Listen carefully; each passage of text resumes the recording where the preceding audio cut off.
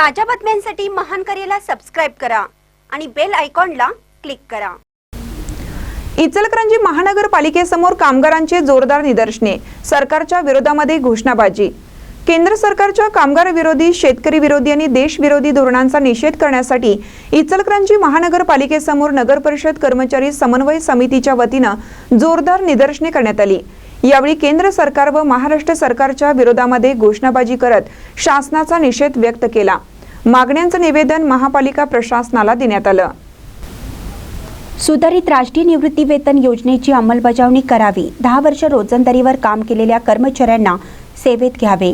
केंद्र सरकारची कर्मचाऱ्यांप्रमाणे 2% महागाई भत्ता मंजूर करावा। सेवानिवृत्तीचे वय 60 वर्ष करावं। चतुर्थ श्रेणी कर्मचाऱ्यांची भरती करावी। 2005 पूर्वीच्या विना अनुदानित शाळेतील शिक्षकांना जुनी पेन्शन लागू करावी। 8व्या वेतन आयोगाची स्थापना करावी।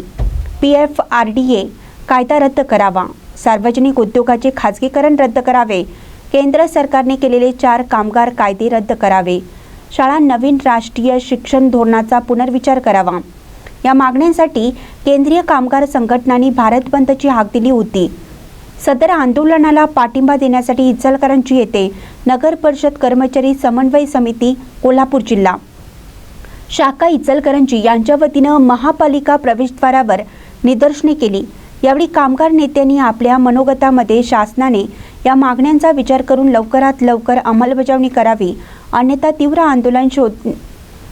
आंदोलन छेडण्याचा इशारा यावेळी दिला। यावेळी अध्यक्ष प्राचार्य AB पाटील, समितीचे कार्याध्यक्ष धनंजय पळसुले, सचिव हरिमाळी यांच्यासह महापालिका कर्मचारी व कंत्राटी कर्मचारी आंदोलनामध्ये सहभागी झाले होते। महान करेला न्यूजसाठी इचलकरंजीहून प्रवीण पवार।